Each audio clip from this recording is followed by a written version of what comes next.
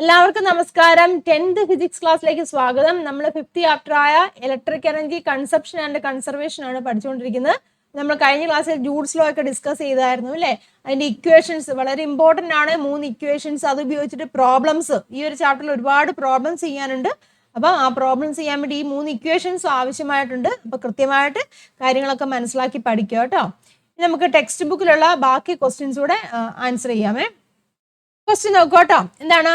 If 7500 joule of heat is produced in 30 seconds in a conductor having 250 ohm resistance, what is the current through the conductor? എന്താണ്? 250 ഓം പ്രതിരോധമുള്ള ഒരു ചാലകത്തിൽ 30 second സമയം കൊണ്ട് 7500 joule താപം ഉൽപ്പാദിപ്പിച്ചുവെങ്കിൽ ചാലകത്തിലൂടെയുള്ള current എത്രയായിരിക്കുമെന്നാണ് ചോദിച്ചിരിക്കുന്നത്. Question മനസ്സിലായല്ലോ? അപ്പം ഇങ്ങനെ പ്രോബ്ലംസ് ചെയ്യുമ്പോൾ നമ്മൾ ആദ്യമേ എന്ത് ചെയ്യണം? തന്നിരിക്കുന്ന കാര്യങ്ങളൊക്കെ ആദ്യം എടുത്ത് എഴുതുക കേട്ടോ. എന്തൊക്കെ തന്നിട്ടുണ്ട്? എമൗണ്ട് ഓഫ് ഹീറ്റ് തന്നിട്ടുണ്ട്. എന്തുമാത്രം ഹീറ്റ് ഉൽപ്പാദിപ്പിച്ചിട്ടുണ്ട്? എത്രയാണ്? H is equal to 7500 തന്നിട്ടുണ്ട്. 7500 ജൂള്. പിന്നെ എന്താണ്? സമയം തന്നിട്ടുണ്ടല്ലേ? 30 സെക്കൻഡ് ആണ്. T is equal to 30 second തന്നിട്ടുണ്ട്. പിന്നെ എന്താണ്? റെസിസ്റ്റൻസ് തന്നിട്ടുണ്ട്. R is equal to 250 ohm തന്നിട്ടുണ്ട്. എന്താണ് ഇവിടെ കണ്ടുപിടിക്കേണ്ടത്? കറണ്ട് ആണ് അല്ലേ? ആ കണ്ടക്ടറിലൂടെ ഫ്ലോ ചെയ്യുന്ന ഇലക്ട്രിക് കറണ്ട് ആണ് നമുക്ക് അവിടെ കണ്ടുപിടിക്കേണ്ടത്. മനസ്സിലായല്ലോ? അപ്പം ഏത് ഇക്വേഷൻ അപ്ലൈ ചെയ്യാം? H ഈസ് ഈക്വൽ ടു അല്ലേ? H is equal to I square RT. ഇതാണ് നമ്മുടെ ഇക്വേഷൻ. അതിൽ നിന്ന് I ആണ് കണ്ടുപിടിക്കേണ്ടതല്ലേ? അപ്പം ഐയിലേക്ക് നമുക്ക് ഇക്വേഷൻ റീഅറേഞ്ച് ചെയ്യാം. ഐനെ അവിടെ നിർത്തി വെച്ച് ബാക്കി ടേംസിനെ ഇങ്ങോട്ട് കൊണ്ടുവരാം. അപ്പം എങ്ങനെ എഴുതാം? I square is equal to H divided by R into T എന്ന് വരും. മനസ്സിലായല്ലോ? സബ്സ്റ്റിറ്റ്യൂട്ട് ചെയ്യാലോ. എച്ചിന്റെ വാല്യൂ എത്രയാണ്? 7500 ആണ്. ഡിവൈഡ് ബൈ R എന്ന് പറഞ്ഞിരിക്കുന്നത് എത്രയാണ്? 250 ആണ്. ഇൻറ്റു T എന്ന് പറഞ്ഞിരിക്കുന്നത് 30 ആണ്. മനസ്സിലായല്ലോ? അതായത് ഈ 0 പോയി, ഇവിടുത്തെ ഈ 0 ഇത് പോയി, 25 കൂടെ ചെയ്യാലോ. 3 വരും അല്ലേ? ഈ 3 ക്യാൻസൽ ആയിട്ട് പോകും. അപ്പൊ എന്ത് വരും? ആൻസർ 1 വരും. അതായത് I സ്ക്വയർ ആണ് 1 കിട്ടിയത് അല്ലേ? നമുക്ക് എന്താണ് വേണ്ടത്? I അല്ലേ വേണ്ടത്? I ഈസ് ഈക്വൽ ടു √1 അല്ലേ? അപ്പൊ എത്ര വരും? ഐയുടെ വാല്യൂ, അതായത് കറണ്ട് എന്ന് പറഞ്ഞാൽ എത്രയാണ്? 1 ആംപിയർ. യൂണിറ്റുകളൊക്കെ കൃത്യമായിട്ട് എഴുതിയിരിക്കണം കേട്ടോ. കറണ്ട് നമുക്ക് ഇവിടെ എത്ര കിട്ടി? 1 ആംപിയർ എന്ന് കിട്ടി. മനസ്സിലായല്ലോ? അടുത്ത ക്വസ്റ്റ്യൻ നോക്കുക. Calculate the quantity of heat produced if 2 ampere current flows for 10 minutes through a heating coil of an electric kettle having 100 ohm resistance. അതായത് 100 ഓം പ്രതിരോധമുള്ള ഒരു ഇലക്ട്രിക് കെറ്റിലിന്റെ ഹീറ്റിംഗ് കോയിലൂടെ 2 ആംപിയർ കറന്റ് 10 മിനിറ്റ് പ്രവഹിച്ചാൽ ഉണ്ടാകുന്ന താപത്തിന്റെ അളവ് കണ്ടുപിടിക്കാനാണ് ചോദിച്ചിരിക്കുന്നത്. എമൗണ്ട് ഓഫ് ഹീറ്റ് ആണ് അവിടെ കണ്ടുപിടിക്കാൻ ചോദിച്ചിരിക്കുന്നത് അല്ലേ? അപ്പൊ എന്തൊക്കെ തന്നിട്ടുണ്ട്? എഴുതാം. I തന്നിട്ടുണ്ട്. I എത്രയാണ്? 2 ആംപിയർ ആണ് ഇല്ലേ? പിന്നെ എന്താണ്? സമയം T is equal to 10 minute. Minute എന്ന് കണ്ടാൽ അന്നേരം തന്നെ നിങ്ങൾ സെക്കൻഡിലേക്ക് കൺവേർട്ട് ചെയ്യണം. മിനിറ്റിന്റെ വാല്യൂ വെച്ച് സബ്സ്റ്റിറ്റ്യൂട്ട് ചെയ്യല്ലോ കേട്ടോ, തെറ്റിപ്പോകും ആൻസർ. അപ്പം എങ്ങനെയാണ്? 10 ഇൻറ്റു സെക്കൻഡിലേക്ക് കൺവേർട്ട് ചെയ്യാൻ ഇൻറ്റു 60 കേട്ടോ. അപ്പം എത്രയാണ്? 600 എന്ന് വരും. ഓക്കെ ആണല്ലോ? 600 സെക്കൻഡ്. ഇനി എന്താണ്? റെസിസ്റ്റൻസും തന്നിട്ടുണ്ട്, 100 ഓം എന്നും തന്നിട്ടുണ്ട്. ക്ലിയർ ആയാലും ഇനി എന്താണ്? H ആണ് നമുക്കിവിടെ കണ്ടുപിടിക്കേണ്ടത് അല്ലേ? അപ്പൊ നമ്മുടെ ഇക്വേഷൻ ഏതാണ്? H is equal to I R T ഒക്കെ ഉണ്ടല്ലോ. അപ്പം I സ്ക്വയർ RT. ഓക്കെ ആണല്ലോ? I എന്ന് വെച്ചാൽ 2 ആണ്. 2 സ്ക്വയർ ഇൻറ്റു R എത്രയാണ് വന്നിരിക്കുന്നത്? 100 ആണ് അല്ലേ? ഇൻറ്റു മറ്റേ എത്രയാണ്? T എന്ന് പറഞ്ഞാൽ 600 ആണ്. ക്ലിയർ ആയാലോ? എല്ലാം കൂടെ നമ്മൾ മൾട്ടിപ്ലൈ ചെയ്യുക. ഇവിടെ എത്രയാണ്? 4 വരും. 100 ഇൻറ്റു 600 എന്ന് വരും. അപ്പം എല്ലാം കൂടെ ചെയ്യുമ്പോൾ 6 4 24, പിന്നെ എത്ര 0 വരും? 1 2 4 0 വരും അല്ലേ? ഇത്രയും എന്താണ്? ജൂൾ അല്ലേ? അതായത് 2,40,000 ജൂൾ എന്ന് വരും. ക്ലിയർ ആയാലും എമൗണ്ട് ഓഫ് ഹീറ്റ് ആണ് H is equal to 2,40,000 joule എന്ന് നമുക്ക് കിട്ടും. മനസ്സിലായല്ലോ? സ്റ്റെപ്പ് കൊണ്ടില്ല, എങ്ങനെ സ്റ്റെപ്പ് ബൈ സ്റ്റെപ്പ് ആയിട്ട് തന്നെ എഴുതണം കേട്ടോ. അടുത്ത ക്വസ്റ്റ്യൻ നോക്കാം. A potential difference of 230 volt is applied across a circuit for 5 minutes. The resistance in the circuit is as given below. Calculate the current and heat in each case. അതായത് ഒരു സർക്യൂട്ടിൽ 5 minute സമയത്തേക്ക് 230 volt potential വ്യത്യാസം പ്രയോഗിക്കുന്നു എന്നാണ് പറഞ്ഞിരിക്കുന്നത്. ഒരു സർക്യൂട്ടാണ്, അവിടെ 5 മിനിറ്റ് സമയത്തേക്ക് 230 വോൾട്ട് കൊടുത്തിട്ടുണ്ട്.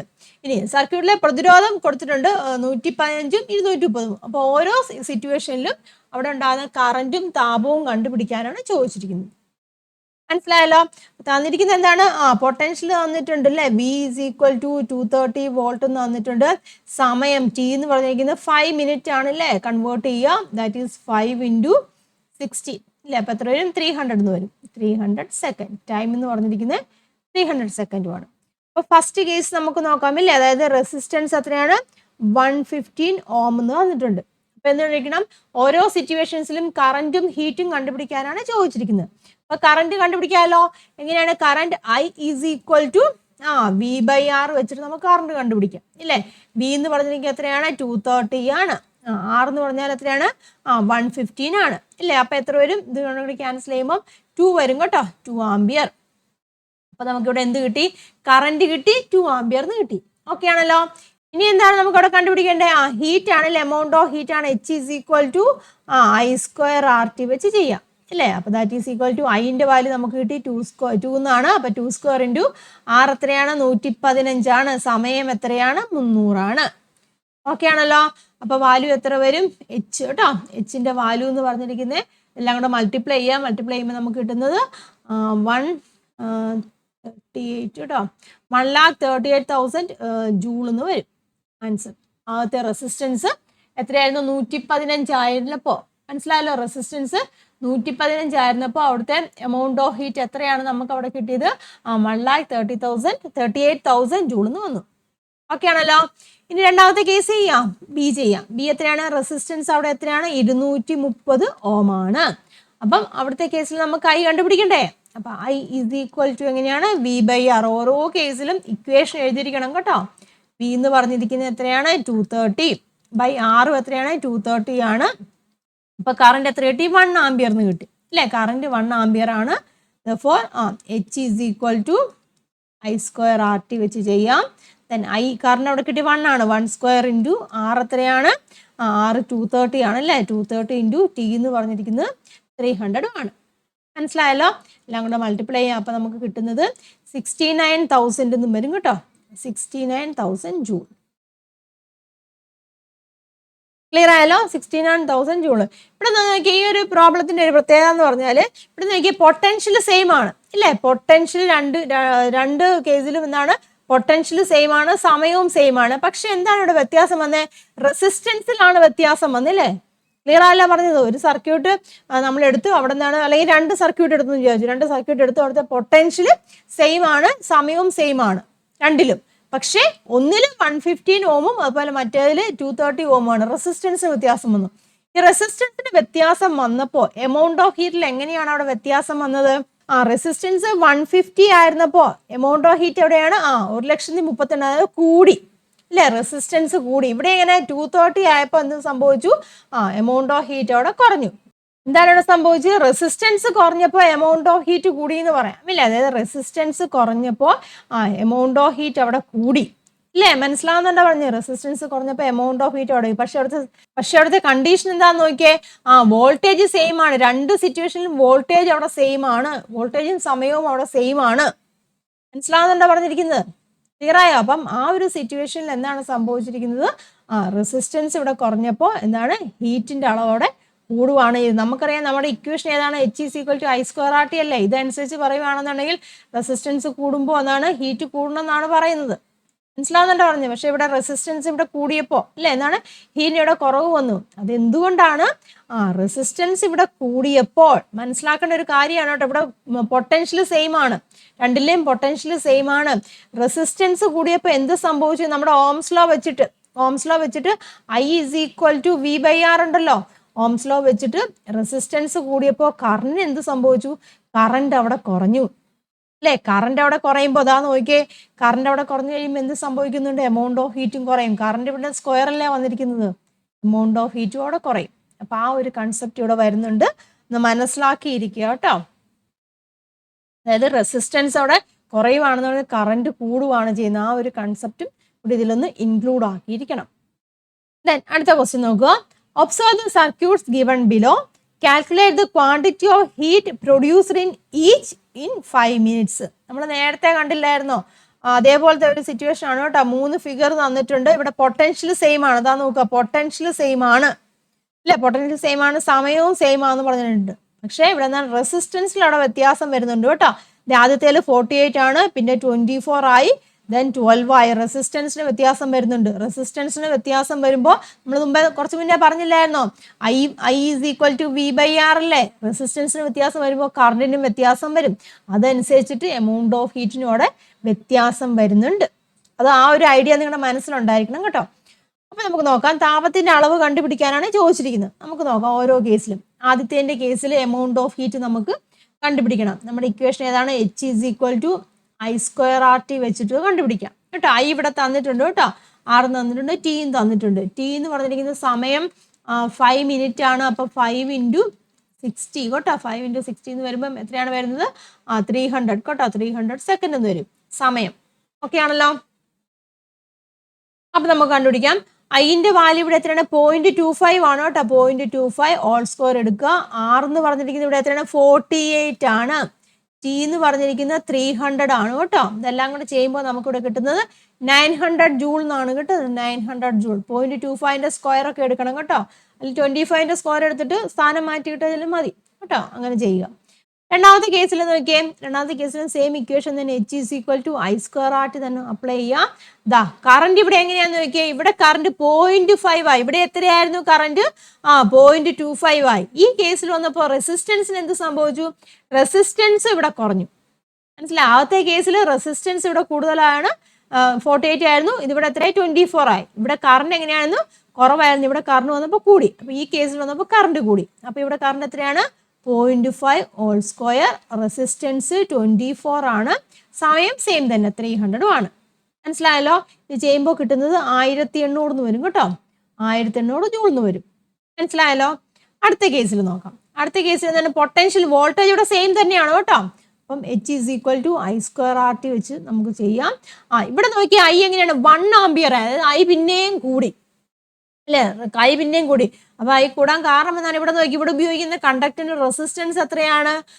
പിന്നെയും കുറഞ്ഞു അല്ലെ? റെസിസ്റ്റൻസ് കുറഞ്ഞു. റെസിസ്റ്റൻസ് കുറയുവാണെന്നുണ്ടെങ്കിൽ കറണ്ട് കൂടും അല്ലെ? ഇവിടെ ഉപയോഗിച്ചിരിക്കുന്ന കണ്ടക്ടറിന്റെ റെസിസ്റ്റൻസ് 12 ohm ആയി. അപ്പോൾ സ്വാഭാവികമായിട്ടും എന്താണ്? വോൾട്ടേജിന് വ്യത്യാസമൊന്നും ഇല്ലാത്തതുകൊണ്ട് തന്നെ സ്വാഭാവികമായിട്ടും കറണ്ട് അവിടെ എന്ത് സംഭവിക്കും? കറണ്ട് കൂടും. ഈ ഇക്വേഷൻസ്, ഓംസ് ലോയുടെ ഇക്വേഷൻസ് വെച്ചിട്ട് കേട്ടോ. അപ്പൊ ഇവിടെ എത്ര വരും? വാല്യൂ വരുമെന്ന് നോക്കാം. ഐന്റെ വാല്യൂ 1 ആണ്. 1 സ്ക്വയർ ഇൻറ്റു ആർ എത്രയാണ്? 12 ആണ്. ടി എന്ന് പറഞ്ഞിരിക്കുന്നത് 300 ആണ്. അപ്പോൾ ആൻസർ 3600 ജൂൾ എന്ന് വരും കേട്ടോ. 3600 ജൂൾ. മനസ്സിലായല്ലോ? അപ്പൊ ഈ മൂന്ന് കേസിൽ നമ്മൾ എമൗണ്ട് ഓഫ് ഹീറ്റ് കണ്ടുപിടിച്ചു. അപ്പൊ അതൊന്ന് കമ്പയർ ചെയ്തേ. ഈ 3 കേസിലും എങ്ങനെയാണ്? പൊട്ടൻഷ്യൽ എങ്ങനെയാണ്? പൊട്ടൻഷ്യൽ സെയിം ആണ് ഇല്ല? ഓർക്കോട്ടെ, 3 കേസിലും പൊട്ടൻഷ്യൽ, അതായത് വി എന്ന് പറഞ്ഞിരിക്കുന്നത് എങ്ങനെയാണ്? കോൺസ്റ്റന്റ് ആണ്. റെസിസ്റ്റൻസിന് വ്യത്യാസം വരുന്നുണ്ട് അല്ലെ? റെസിസ്റ്റൻസിന് വ്യത്യാസം വരുമ്പോൾ അതിലുപയോഗിക്കുന്ന കറന്റിനും എങ്ങനെയാണ്? വ്യത്യാസം വരും. അതായത് റെസിസ്റ്റൻസ് ഇവിടെ 48 ആയിരുന്നു. ആ റെസിസ്റ്റൻസ് കുറഞ്ഞപ്പോൾ എന്ത് സംഭവിച്ചു? കറണ്ട് ഇവിടെ ഈ ഇക്വേഷൻ അനുസരിച്ച് കറണ്ട് കൂടി. ശരിയല്ലേ? 0.25 ആയിരുന്നു, 24 ആയി. റെസിസ്റ്റൻസ് കുറച്ചപ്പോൾ കറണ്ട് എന്ത് സംഭവിച്ചു? കറണ്ട് കൂടി, 0.5 ആയി. പിന്നെയും റെസിസ്റ്റൻസ് കുറച്ചു, 12 ആക്കി ഇല്ലേ? അപ്പൊ എന്ത് സംഭവിക്കും? പിന്നെയും കറണ്ട് കൂടും, 1 ആംപിയർ ആയി. അതനുസരിച്ചിട്ടല്ലേ ഇവിടെ എമൗണ്ട് ഓഫ് ഹീറ്റിന് വ്യത്യാസം വന്നത്. അപ്പൊ ഈ 3 കേസിൽ എമൗണ്ട് ഓഫ് ഹീറ്റ് കൂടുതലായിരിക്കുന്നത് എവിടെയാണ്? അതാ ഈ സിറ്റുവേഷനിലാണല്ലേ എമൗണ്ട് ഓഫ് ഹീറ്റ് കൂടുതലായിരിക്കുന്നതാണ്. ഈ മൂന്നാമത്തെ സിറ്റുവേഷനിലാണ്. ഈ മൂന്നാമത്തെ സിറ്റുവേഷനിൽ മനസ്സിലാവുന്നുണ്ടോ? ഈ മൂന്നാമത്തെ സിറ്റുവേഷനിൽ എമൗണ്ട് ഓഫ് ഹീറ്റ് കൂടാൻ കാരണം എന്താണ്? റെസിസ്റ്റൻസ് അവിടെ കുറഞ്ഞു അല്ലെ? ഇപ്പൊ ആദ്യത്തെ ഇതും മൂന്നാമത്തെ ഇതുമായിട്ട് കമ്പയർ ചെയ്യുവാണെന്നുണ്ടെങ്കിൽ റെസിസ്റ്റൻസ് എങ്ങനെയാണ്? കുറഞ്ഞു. മനസ്സിലാവുന്നുണ്ടോ? പറഞ്ഞു റെസിസ്റ്റൻസ് കുറഞ്ഞു. റെസിസ്റ്റൻസ് കുറഞ്ഞപ്പോ എന്ത് സംഭവിച്ചു? ഈ ഇക്വേഷൻസ് കേട്ടോ. റെസിസ്റ്റൻസ് കുറഞ്ഞപ്പോ കറന്റ് അവിടെ കൂടി. അപ്പൊ എന്ത് സംഭവിക്കുന്നു? അവിടെ എമൗണ്ട് ഓഫ് ഹീറ്റ് അവിടെ കൂടും. ഓക്കെ ആണല്ലോ? അപ്പൊ നമുക്ക് ഇതുമായിട്ട് ബന്ധപ്പെട്ട കുറച്ച് ക്വസ്റ്റ്യൻസുകളുണ്ട്, അതും കൂടെ നോക്കാം. What is the difference in the quantity of heat in circuit A and B? എയിലെയും ബിയിലെയും എന്താണ് എമൗണ്ട് ഓഫ് ഹീറ്റിന്റെ ഡിഫറൻസ് എത്രയാണെന്നാണ് ചോദിച്ചിരിക്കുന്നത്. എങ്ങനെ ഡിഫറൻസ് എത്രയാണ് വന്നിരിക്കുന്നത്? എയുടെയും ബിയുടെ കേസിൽ വന്നപ്പോൾ എങ്ങനെയാണ്? കൂടി. അതായത് ഒരു 900 ജൂളിന്റെ വ്യത്യാസം വന്നു. ഡിഫറൻസ് ചോദിച്ചു കഴിഞ്ഞാൽ 900 ജൂളിന്റെ വ്യത്യാസം വന്നു. അതായത് എന്ത് സംഭവിച്ചു? ഹീറ്റ് അവിടെ കൂടി എന്ന് പറയാം. ഹീറ്റ് ഇൻക്രീസ് ചെയ്തു, അല്ലെങ്കിൽ ഹീറ്റ് എങ്ങനെയാണ്? ഡബിൾ ചെയ്തു എന്നൊക്കെ പറയല്ലേ? ഇൻക്രീസ് ചെയ്തു അല്ലെങ്കിൽ ഡബിൾ ചെയ്തു എന്ന് പറയാം. മനസ്സിലായല്ലോ? ഇനി why is there a difference in the quantity of heat produced in these circuits? അതായത് ഈ സർക്യൂട്ടുകളിൽ ഉൽപ്പാദിപ്പിച്ച താപത്തിന്റെ അളവിൽ വ്യത്യാസം ഉണ്ടായത് നമ്മൾ കണ്ടു. അങ്ങനെ വ്യത്യാസം വരാൻ എന്തായിരിക്കാം കാരണം? ആ റെസിസ്റ്റൻസ് അവിടെ കുറഞ്ഞു, വോൾട്ടേജ് സെയിം ആണ് അല്ലേ, രണ്ടിലും വോൾട്ടേജ് സെയിം ആണ്, ആ കണ്ടക്ടറിന്റെ റെസിസ്റ്റൻസ് കുറവാണ്. നമ്മളവിടെ ഉപയോഗിച്ച കണ്ടക്ടർ ഉണ്ടല്ലോ, ഈ രണ്ടാമത്തെ കേസിൽ ഉപയോഗിച്ച കണ്ടക്ടറിന്റെ റെസിസ്റ്റൻസ് അവിടെ കുറവാണ് അല്ലേ. റെസിസ്റ്റൻസ് ഇവിടെ കുറഞ്ഞപ്പോൾ അല്ലേ, ആറിന്റെ വാല്യൂ ഇവിടെ കുറഞ്ഞപ്പോൾ എന്താണ് സംഭവിക്കുന്നത്? നമ്മുടെ ഇക്വേഷൻസ് ഞാൻ പറഞ്ഞില്ലായിരുന്നു, I is equal to V/R അല്ലേ. അപ്പോൾ റെസിസ്റ്റൻസിന്റെ വാല്യൂ കുറഞ്ഞ കറന്റ് അവിടെ കൂടി. മനസ്സിലാവുന്നുണ്ടോ പറഞ്ഞത്? അപ്പൊ അതനുസരിച്ചിട്ടാണ് അവിടെ എമൗണ്ട് ഓഫ് ഹീറ്റിന് വ്യത്യാസം വന്നത്. അതായത് H is equal to അറിയാം, H is equal to I square RT അല്ലേ ഇക്വേഷൻ അല്ലേ. H is equal to I square RT ആണ്. റെസിസ്റ്റൻസ് കുറഞ്ഞപ്പോൾ എന്ത് സംഭവിച്ചു? കറന്റ് കൂടി. കറന്റ് കൂടുമ്പോൾ ഈ ഇക്വേഷൻ അനുസരിച്ച് അല്ലേ, കറന്റ് കൂടുമ്പോൾ എന്ത് സംഭവിക്കും? എമൗണ്ട് ഓഫ് ഹീറ്റും അവിടെ കൂടും. ക്ലിയർ ആയല്ലോ? വൈ എന്ന് ചോദിച്ചിട്ടുണ്ട്, അതിന് കാരണം എന്താണ്? അപ്പൊ എന്താണ് ഇവിടുത്തെ ആൻസർ എന്ന് പറഞ്ഞിരിക്കുന്നത്? റെസിസ്റ്റൻസ് ഇല്ലേ, റെസിസ്റ്റൻസ് ഡിക്രീസ് ചെയ്തു അല്ലേ. റെസിസ്റ്റൻസ് ഡിക്രീസ് ചെയ്തപ്പോൾ എന്ത് സംഭവിച്ചു? കറന്റ് അവിടെ ഇൻക്രീസ് ചെയ്തു അല്ലേ. റെസിസ്റ്റൻസ് ഡിക്രീസ് ചെയ്തപ്പോൾ കറന്റ് അവിടെ എന്ത് സംഭവിച്ചു? ഇൻക്രീസ് ചെയ്തു. അതിന് കാരണം പറയണം കേട്ടോ. I is equal to V/R അനുസരിച്ചിട്ട് റെസിസ്റ്റൻസ് കുറയുമ്പോൾ കറന്റ് അവിടെ കൂടുകയാണ് ചെയ്യുന്നത്. അങ്ങനെ ആവുകയാണെങ്കിൽ നമുക്ക് എന്ത് പറയാം? ഹീറ്റ് പ്രൊഡ്യൂസർ അവിടെ ഇൻക്രീസ് ചെയ്യും. സോ ഹീറ്റ് ഇൻക്രീസ് ചെയ്യുന്നു പറയാം, ഹീറ്റ് ഇൻക്രീസ് ചെയ്യുന്നു എന്ന് പറയാം. അതിന് കാരണം എന്താണ്? Heat is depends on the current ഇല്ലേ, കറന്റിനെ ഡിപ്പെൻഡ് ചെയ്യുന്നുണ്ട്. കറന്റ് കൂടും, കറന്റ് സ്ക്വയർ ഇവിടെ വരുന്നില്ല, അപ്പൊ കറന്റ് കൂടുകയാണെന്നുണ്ടെങ്കിൽ എന്താണ്? അവിടെ എമൗണ്ട് ഓഫ് ഹീറ്റും അവിടെ കൂടും. മനസ്സിലായല്ലോ? അപ്പൊ ഇവിടുത്തെ സിറ്റുവേഷൻ എന്ന് പറഞ്ഞാൽ നമുക്ക് ഡയറക്റ്റ് ആയിട്ട് പറയുവാണെന്നുണ്ടെങ്കിൽ റെസിസ്റ്റൻസ് കുറഞ്ഞാൽ ഹീറ്റ് കുറയും, നമ്മൾ പഠിച്ചിട്ടുള്ള കാര്യമാണ്. പക്ഷെ ഇവിടുത്തെ സിറ്റുവേഷൻ ഓർക്കണം കേട്ടോ. 3 കേസിൽ എന്താണ്? പൊട്ടൻഷ്യലി സെയിം ആണ്, അതാണ് പ്രത്യേകം ഓർക്കേണ്ട കാര്യം. വി എന്ന് പറഞ്ഞിരിക്കുന്നത് എന്താണ്? കോൺസ്റ്റന്റ് ആണ് ആ ഒരു സിറ്റുവേഷനിൽ കേട്ടോ. അത് പ്രത്യേകം മനസ്സിലാക്കിക്കോണം. വി കോൺസ്റ്റന്റ് ആയിരിക്കുമ്പോൾ, പൊട്ടൻഷ്യൽ അവിടെ കോൺസ്റ്റന്റ് ആയിരിക്കുമ്പോൾ എന്ത് സംഭവിക്കുന്നുണ്ട്? റെസിസ്റ്റൻസ് കുറയുവാണെന്നുണ്ടെങ്കിൽ കറന്റ് അവിടെ കൂടും, then amount of heat increases. ആണല്ലോ. ഇനി what is the resistance of the circuit in the figure C? Figure സിയിലെ സർക്യൂട്ടിലെ റെസിസ്റ്റൻസ് എത്രയാണ്? 12 ഓം ആണ്. What is the total heat produced in the circuit in figure C? Figure സിയിലെ total heat എത്രയാണ്? 3600 ജൂളുമാണ്. Less heat is produced in the resistor of higher resistance in the circuit in figure A Y എന്നാണ് പറഞ്ഞിരിക്കുന്നത്. A എന്ന് പറഞ്ഞ ഫിഗറിനല്ലോ പ്രതിരോധം കൂടി. ഇവിടെ എയിൽ എങ്ങനെയാണ്? റെസിസ്റ്റൻസിന്റെ വാല്യൂ ഇവിടെ എങ്ങനെയാണ്? ആറിന്റെ വാല്യൂ കൂടുതലാണ് അല്ലേ, ആറിന്റെ വാല്യൂ കൂടി. അപ്പൊ അവിടെ എന്താണ് സംഭവിച്ചത്? അവിടെ എമൗണ്ട് ഓഫ് ഹീറ്റ് കുറഞ്ഞില്ലേ? റെസിസ്റ്റൻസ് കൂടിയപ്പോ അല്ലെ, റെസിസ്റ്റൻസ് കൂടിയപ്പോ എമൗണ്ട് ഓഫ് ഹീറ്റ് കുറഞ്ഞു. അതിന് കാരണം എന്താണ്? റെസിസ്റ്റൻസ് കൂടുമ്പോൾ എന്ത് സംഭവിക്കുന്നുണ്ട്? കറന്റ് അവിടെ കുറയുന്നുണ്ട് അല്ലേ. കറന്റ് ഇൻക്രീസ് ചെയ്യുന്നു. വെൻ റെസിസ്റ്റൻസ് ഇൻക്രീസസ് എന്ത് സംഭവിക്കുന്നുണ്ട്? Current decreases. So less heat is produced എന്ന് പറയാം. So less heat is produced, അതുകൊണ്ട് അവിടെ ലെസ് ഹീറ്റ് ആണ് പ്രൊഡ്യൂസ് ചെയ്യുന്നത്. ഓക്കെ ആണല്ലോ. ഇനി among these circuits in which resistor is a maximum quantity of heat produced? ഈ 3 സർക്യൂട്ടിൽ ഏത് റെസിസ്റ്ററിലാണ് maximum quantity of heat produce ചെയ്യുന്നത്? മൂന്നാമത്തെ കേസിൽ അല്ലേ, സി എന്ന് പറഞ്ഞിരിക്കുന്ന കേസിലാണ്. അതായത് 12 ഓം ഇല്ലേ, 12 ഓം റെസിസ്റ്റർ ഉപയോഗിക്കുന്ന കേസിലാണ് അവിടെ എന്താണ്? എമൗണ്ട് ഓഫ് ഹീറ്റ് കൂടുതലായി. അതായത് 3600 ജൂൾ വന്നില്ലേ, അത് മൂന്നാമത്തെ കേസിലാണ് ഇല്ലേ. അവിടെ എന്താണ്? 12 ഓം റെസിസ്റ്റർ ആണ് ഉപയോഗിക്കുന്നത്. റെസിസ്റ്റൻസ് കുറവാണ്. റെസിസ്റ്റൻസ് കുറവായപ്പോൾ അല്ലേ, ഹീറ്റ് എമൗണ്ട് ഓഫ് ഹീറ്റ് കൂടാൻ കാരണം മനസ്സിലായല്ലോ. റെസിസ്റ്റൻസ് കുറഞ്ഞപ്പോൾ ആ സർക്യൂട്ടിലൂടെ കറണ്ടിന്റെ എമൗണ്ട് കൂടി ഇല്ല, അല്ലെങ്കിൽ നമ്മൾ ചിത്രത്തിൽ കൊടുത്തിട്ടുണ്ടല്ലേ, കറണ്ട് എമൗണ്ട് 1 ആംപിയർ ആയി, കറണ്ട് കൂടി. അപ്പൊ എന്താണ്? ഹീറ്റോടെ കൂടുകയാണ് ചെയ്യുന്നത്. ക്ലിയർ ആയല്ലോ? അപ്പൊ ഇവിടെ ഓർക്കേണ്ട ഒരു മെയിൻ പോയിന്റ് എന്ന് പറഞ്ഞാല് വോൾട്ടേജ് സ്ഥിരമായിരിക്കുമ്പോൾ, അത് പ്രത്യേകം ഓർത്തണം കൊണ്ട് ഇമ്പോർട്ടൻറ്റ് പോയിന്റ് ആണ് കേട്ടോ, വോൾട്ടേജ് കേട്ടോ. വോൾട്ടേജ്, ഈ ഒരു കാര്യം വോൾട്ടേജ് എന്ന് പറഞ്ഞിരിക്കുന്നത് കോൺസ്റ്റന്റ് ആയിരിക്കുമ്പോൾ പോയിന്റ് ആണ്. സർക്യൂട്ടിലെ റെസിസ്റ്റൻസ് കുറയുമ്പോൾ എന്ത് സംഭവിക്കുന്നുണ്ട്? കറന്റ് കൂടും അല്ലേ, കറന്റ് കൂടും. അതിന്റെ ഫലമായിട്ട് ഹീറ്റും എന്താണ് സംഭവിക്കുന്നത്? ഹീറ്റോടെ കൂടുകയാണ് ചെയ്യുന്നത്. അപ്പൊ ഇതാണ് ഇവിടുത്തെ മെയിൻ പോയിന്റ് എന്ന് പറഞ്ഞിരിക്കുന്നത്. അപ്പം ഈ സിറ്റുവേഷനിൽ വേണമെന്നുണ്ടെങ്കിൽ നമ്മുടെ equation H is equal to V²/R × T ഈ ഇക്വേഷൻ അപ്ലൈ ചെയ്യാം. അതായത് ഈ ഇക്വേഷൻ ഉണ്ട്, അതായത് വോൾട്ടേജ് ഇവിടെ കോൺസ്റ്റന്റ് ആണ് അല്ലേ, വോൾട്ടേജ് കോൺസ്റ്റന്റ് ആണ്. അപ്പൊ അതാ നോക്കിയേ, റെസിസ്റ്റൻസ് കുറയുവാണെന്നുണ്ടെങ്കിൽ എമൗണ്ട് ഓഫ് ഹീറ്റ് ഇവിടെ എങ്ങനെയാണ്? കൂടുകയല്ലേ ചെയ്തിരിക്കുന്നത്, എമൗണ്ട് ഓഫ് ഹീറ്റ് കൂടി. അപ്പം ഈ സിറ്റുവേഷനിലാണ് നമ്മൾ ഈ ഇക്വേഷൻ അപ്ലൈ ചെയ്യുന്നത്. ഇങ്ങനെ ഈ സിറ്റുവേഷൻ ഈ ഇക്വേഷൻ വെച്ച് പറയുവാണെങ്കിൽ കറക്റ്റ് അല്ലേ പറഞ്ഞിരിക്കുന്നത്? റെസിസ്റ്റൻസ് ഇവിടെ കുറഞ്ഞു, മൂന്നാമത്തെ സർക്യൂട്ടിൽ റെസിസ്റ്റൻസ് കുറഞ്ഞു. അപ്പൊ റെസിസ്റ്റൻസ് കുറയുമ്പോൾ അവിടെ എമൗണ്ട് ഓഫ് ഹീറ്റ് കൂടും. അതിന് കാരണം എന്താണ്? അവിടെ കറന്റ് കൂടുന്നുണ്ട്. അപ്പം ഈ ഇക്വേഷൻ അപ്ലൈ ചെയ്തിട്ട് നമുക്ക് പറയാൻ സാധിക്കും. ഓക്കെ ആണല്ലോ. മനസ്സിലായോ? അപ്പൊ നമുക്ക് എന്ത് പറയാം? ഞാൻ നോക്കിയേ, ഇഫ് വോൾട്ടേജ് ഈസ് കോൺസ്റ്റന്റ് അല്ലെ, വോൾട്ടേജ് കോൺസ്റ്റന്റ് ആയിരിക്കുമ്പോൾ the resistance in the circuit is decreased, the current increases, hence quantity of heat produced increases അല്ലെ. വോൾട്ടേജ് സ്ഥിരമായിരിക്കുമ്പോൾ സർക്യൂട്ടിലെ പ്രതിരോധം കുറയ്ക്കുമ്പോൾ കറന്റ് കൂടുകയും ഉൽപ്പാദിപ്പിക്കപ്പെടുന്ന താപത്തിന്റെ അളവ് കൂടുകയും ചെയ്യുന്നു. ഓർത്തിരിക്കട്ടെ, വോൾട്ടേജ് കോൺസ്റ്റന്റ് ആയിട്ടിരിക്കുമ്പോൾ കേട്ടോ, പ്രത്യേകം ഓർത്തോണം, വോൾട്ടേജ് കോൺസ്റ്റന്റ് ആയിരിക്കുമ്പോൾ റെസിസ്റ്റൻസ് കുറഞ്ഞു, അപ്പൊ എന്ത് സംഭവിക്കും? കറന്റ് കൂടും. അപ്പൊ എമൗണ്ട് ഓഫ് ഹീറ്റ് അവിടെ കൂടുകയാണ് ചെയ്യുന്നത്. ഇത് നമുക്ക് ഡയറക്റ്റ് ആയിട്ട് ഏത് ഇക്വേഷൻ ഉപയോഗിക്കാം? H is equal to V²/R×T പറയാം. ഇത് റെസിസ്റ്റൻസ് കുറഞ്ഞു, അപ്പം ഇതാണ് എമൗണ്ട് ഓഫ് ഹീറ്റ് കൂടും. അതിന്റെ റീസൺ മനസ്സിലാക്കിയിരിക്കും കേട്ടോ, കറന്റ് കൂടുന്നതുകൊണ്ടാണ്. ഓക്കെ ആണല്ലോ? ഇത് അങ്ങനെയാവുകയാണെന്നുണ്ടെങ്കിൽ അവിടെ ഒരു ക്വസ്റ്റ്യൻ കൊടുത്തിട്ടുണ്ട്, നോക്കിയേ. If the voltage remains constant, കണ്ടോ, voltage remains constant, what change will occur in the quantity of heat produced when the resistance varies? അത് കോൺസ്റ്റന്റ് വോൾട്ടേജ് ആയിരിക്കുമ്പോൾ കേട്ടോ, അത് എക്സ്പ്ലെയിൻ ചെയ്യാനാണ്, ജൂൾസ് ലോയുടെ ബേസിൽ എക്സ്പ്ലെയിൻ ചെയ്യാനാണ് പറഞ്ഞിരിക്കുന്നത് കേട്ടോ. വോൾട്ടേജ് കോൺസ്റ്റന്റ് ആയിരിക്കുമ്പോൾ എന്താണ്?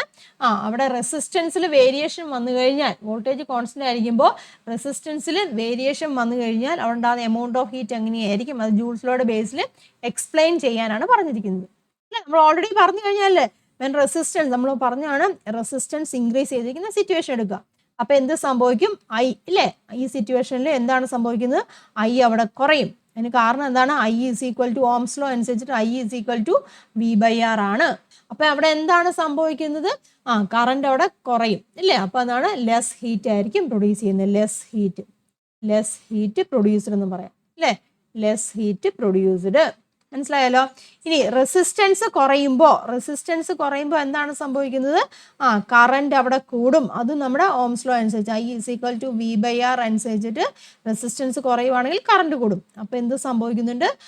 മോർ ഹീറ്റ് പ്രൊഡ്യൂസ് എന്ന് പറയാം അല്ലേ, മോർ ഹീറ്റ് പ്രൊഡ്യൂസ്ഡ്. മനസ്സിലാവുന്നുണ്ടോ? മോർ ഹീറ്റ്, കൂടുതൽ താപം അവിടെ ഉൽപ്പാദിപ്പിക്കുന്നുണ്ട്. അതെങ്ങനെയാണ്? അതിന് കാരണമായിട്ടുള്ളതാണ് നമ്മുടെ ഇക്വേഷൻ ഇല്ലേ. നമ്മൾ ബേസിക് ആയിട്ട് നമുക്ക് പറയുകയാണെങ്കിൽ H is equal to V²/R×T, ആ ഇക്വേഷൻ ഉപയോഗിച്ച് നമുക്ക് പറയാൻ സാധിക്കും. So heat produced become smaller when resistance bigger and larger when resistance smaller എന്ന് പറയാം. മനസ്സിലായല്ലോ? ജൂൾസ് ലോയുടെ ബേസിൽ നമുക്ക് പറയാം. അത് അവിടെ നോക്കി ആൻസർ കൊടുത്തിട്ടുണ്ട് കേട്ടോ. When the voltage stays the same, point ആണ് കേട്ടോ, voltage stays the same, resistance increases, less current flow, so less heat produce. ഇതൊക്കെ പോയിന്റുകളാണ് കേട്ടോ. റെസിസ്റ്റൻസ് ഇൻക്രീസ് ചെയ്യുന്നു, കറന്റ് കുറയുന്നുണ്ട്, അപ്പോൾ അതാണ് ലെസ് ഹീറ്റ്. പിന്നെ റെസിസ്റ്റൻസ് ഡിക്രീസ് ചെയ്യുമ്പോൾ കൂടുതൽ കറണ്ട് ആണ്, കൂടുതൽ ഹീറ്റും ആണ്. ഈക്വേഷൻ നമുക്ക് ഡയറക്റ്റ് ആയിട്ട് അപ്ലൈ ചെയ്യാം. റെസിസ്റ്റൻസ് ഇവിടെ കുറയുവാണെന്നുണ്ടെങ്കിൽ ഹീറ്റ് ഇവിടെ കൂടും, ശരിയല്ലേ? So heat produced become smaller when resistance is bigger and larger when resistance is smaller. Okay ആണല്ലോ? നോക്കട്ടെ, മലയാളത്തിൽ കൊടുത്തിട്ടുണ്ട്, വോൾട്ടേജ് സ്ഥിരമായിരിക്കുമ്പോൾ പ്രതിരോധം കൂടുമ്പോൾ വൈദ്യുതി പ്രവാഹം കുറയും, അതുകൊണ്ട് താപം കുറവായിട്ട് ഉൽപ്പാദിപ്പിക്കപ്പെടും കേട്ടോ. പ്രതിരോധം കുറയുമ്പോൾ വൈദ്യുതി പ്രവാഹം കൂടും, താപം കൂടുതൽ ഉൽപ്പാദിപ്പിക്കപ്പെടും കേട്ടോ. ജൂളിന്റെ നിയമം അനുസരിച്ച് ഇതാണ്. അപ്പോൾ വോൾട്ടേജ് സ്ഥിരമാണെങ്കിൽ താപം പ്രതിരോധത്തിന് വിപരീത അനുപാതത്തിലാണ്. അത് ഓർത്തിരിക്കട്ടെ, വോൾട്ടേജ് സ്ഥിരമാണെങ്കിൽ, അതായത് I is equal to V/R എന്നൊരു കൺസെപ്റ്റ് തന്നെ കേട്ടോ. പ്രതിരോധം കൂടുമ്പോൾ താപം കുറയുകയും പ്രതിരോധം കുറയുമ്പോൾ താപം അവിടെ കൂടുകയും ചെയ്യും. മനസ്സിലായല്ലോ? നെക്സ്റ്റ് ക്വസ്റ്റ്യൻ നോക്കാം. Calculate the quantity of heat produced if 2 ampere current flows through an electric heater operating at 230 volt for 15 minutes. What is the resistance of the heater? 230 വോൾട്ടിൽ പ്രവർത്തിക്കുന്ന ഇലക്ട്രിക് ഹീറ്ററിലൂടെ 2 ആംപിയർ വൈദ്യുതി 15 മിനിറ്റ് പ്രവഹിച്ചാൽ ഉണ്ടാകുന്ന താപത്തിന്റെ അളവ് കണക്കാക്കാൻ പറഞ്ഞിട്ടുണ്ട്. അതുപോലെ ഹീറ്ററിന്റെ പ്രതിരോധവും കണ്ടുപിടിക്കാൻ പറഞ്ഞിട്ടുണ്ട്. എന്തൊക്കെയാണ്? V തന്നിട്ടുണ്ട് 230 ആണ് അല്ലെ, കറന്റ് തന്നിട്ടുണ്ട് 2 ആംപിയർ ആണ് തന്നിട്ടുണ്ട്, സമയം എത്രയാണ്? 15 മിനിറ്റ് ആണ് അല്ലെ. അപ്പം 15 മിനിറ്റ് ആയതുകൊണ്ട് ദാറ്റ് ഈസ് ഈക്വൽ ടു 15 × 60 എത്ര വരും? 900 വരും കേട്ടോ, 900 സെക്കൻഡ്. മനസ്സിലായല്ലോ? ഇനി എന്താണ്? H അവിടെ കണ്ടുപിടിക്കാനുണ്ട്, പിന്നെന്താണ്? റെസിസ്റ്റൻസ് R കണ്ടുപിടിക്കാനുണ്ട് അല്ലേ. അപ്പം വിയും ഐയും തന്നിട്ടുള്ളത് നമുക്ക് ആദ്യം R കണ്ടുപിടിക്കാം. അപ്പം R ഈസ് ഈക്വൽ ടു എങ്ങനെയാണ്? V/I ഇല്ലേ. V എന്ന് പറഞ്ഞിരുന്നത് 230 ആണ്. ദെൻ I എന്ന് പറഞ്ഞിരുന്നത് 2 ആണല്ലോ. അപ്പൊ എത്ര വരും? 115 ഓം വരും കേട്ടോ. റെസിസ്റ്റൻസ് എത്രയാണ്? 115 ഓം ആണ്. അപ്പൊ H ഈസ് ഈക്വൽ ടു ഏതാണ്? I²RT. That is equal to I² എന്ന് പറഞ്ഞിരിക്കുന്നത് എത്രയാണ്? 2² അല്ലേ. 2² × R എത്രയാണ്? 115 ആണ്. × T എന്ന് പറഞ്ഞിരിക്കുന്നത് 900 ആണ് കേട്ടോ. ദാറ്റ് ഈസ് ഈക്വൽ ടു ചെയ്യുമ്പോൾ കിട്ടുന്നത് 414 ഒരു 3 0 മൾട്ടിപ്ലൈ ചെയ്യട്ടെ ഇത്രയും 4,14,000 ജൂൾ എന്നാണ് അവിടുത്തെ എമൗണ്ട് ഓഫ് ഹീറ്റ് കിട്ടിയിരിക്കുന്നത്.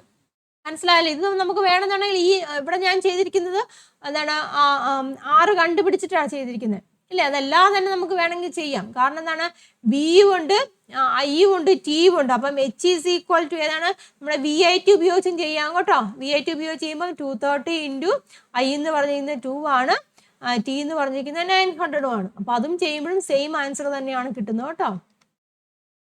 മനസ്സിലായല്ലോ? സെയിം ആൻസർ തന്നെ അവിടെ കിട്ടുന്നു. അടുത്ത question, an electric iron operating at a potential difference of 230 volt has a heating coil of resistance 100 ohm. If this electric iron operates for half an hour, how much electric energy will be converted into heat energy? What is the current through the electric iron? Question മനസ്സിലായോ? 230 volt potential വ്യത്യാസത്തിൽ പ്രവർത്തിക്കുന്ന ഒരു electric iron ആണ്.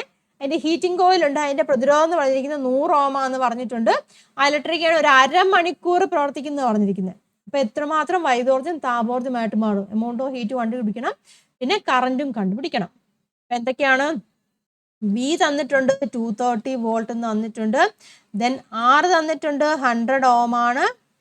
Time എന്ന് പറഞ്ഞിരിക്കുന്നത് എത്രയാണ്? അരമണിക്കൂർ കേട്ടോ. 30 മിനിറ്റ് ആണ് തന്നിരിക്കുന്നത് ടൈം അല്ലേ? അപ്പൊ എത്രയാണ്? 30 ഇൻറ്റു 60 1800 സെക്കൻഡ് വരും കേട്ടോ. മനസ്സിലായല്ലോ? ദെൻ പിന്നെ എന്തൊക്കെയാണ് കണ്ടുപിടിക്കേണ്ടത്? എമൗണ്ട് ഓഫ് ഹീറ്റ് അവിടെ കണ്ടുപിടിക്കാനുണ്ട്, പിന്നെ തന്നെ കറന്റും കണ്ടുപിടിക്കാനുണ്ട്. മനസ്സിലായല്ലോ? അപ്പൊ അതായത് നോക്കിയാൽ വിയും ആറും ടിയും ഉണ്ട്.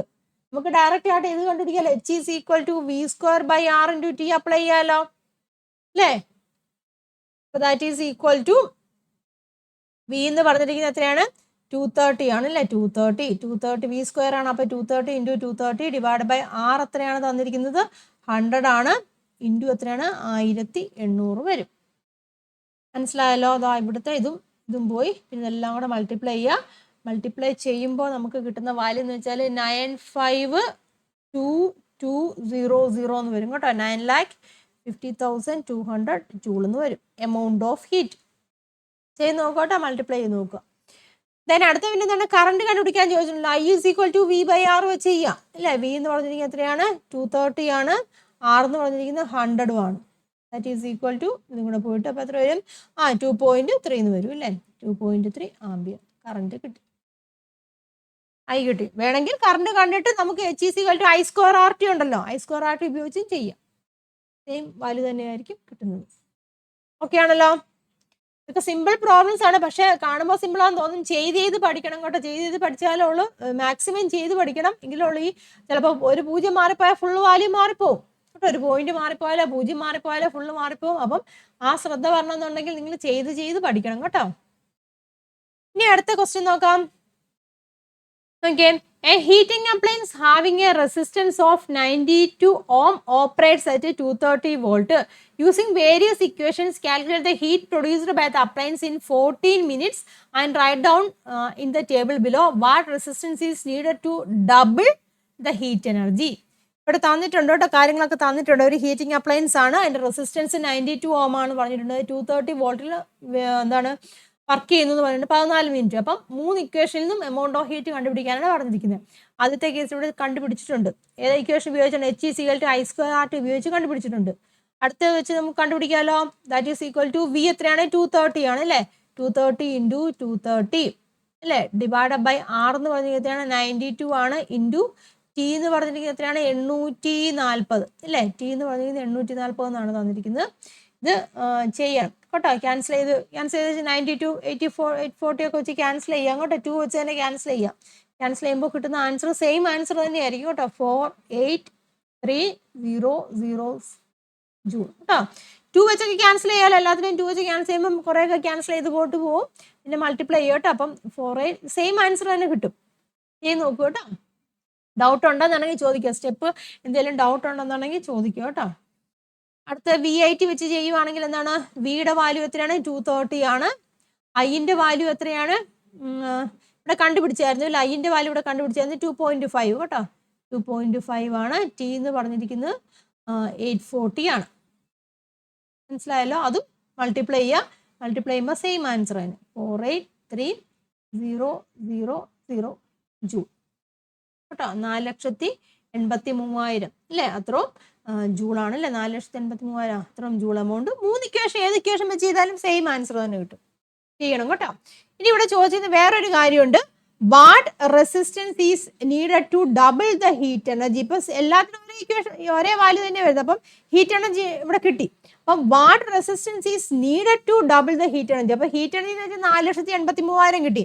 ഇതിന്റെ ഡബിൾ ഹീറ്റ് എനർജി ആവണമെന്നുണ്ടെങ്കിൽ ഇപ്പൊ ഇതിൽ ഉപയോഗിച്ച റെസിസ്റ്റൻസ് എത്രയാണ്, 92 ആണ്. അപ്പം എന്തുമാത്രം റെസിസ്റ്റൻസ് ആവശ്യമുണ്ടെന്നാണ് ഇവിടെ ചോദിച്ചിരിക്കുന്നത്. ക്വസ്റ്റ്യൻ മനസ്സിലായോ? ഈ എമൗണ്ട് ഓഫ് ഹീറ്റ് ഇവിടെ ഡബിൾ ആവണമെന്നുണ്ടെങ്കിൽ എന്തുമാത്രം എന്താണ് റെസിസ്റ്റൻസ് ഇവിടെ ആവശ്യമായിട്ടുണ്ട്. നമുക്ക് നോർമലി കാണുമ്പോഴേ മനസ്സിലാവും, നമുക്ക് ഇത്രയും പ്രോബ്ലം ഒക്കെ ചെയ്ത് വരുമ്പോൾ നോർമലി കാണുമ്പോഴേ മനസ്സിലാവും എന്തോരാണെന്നുള്ളത്. പക്ഷെ നമ്മളത് മാത്തമാറ്റിക്കലായിട്ട് സ്റ്റെപ്പ് ഉപയോഗിച്ച് നോക്കാം എങ്ങനെയാണ് ചെയ്യുന്നതെന്നുള്ളത്.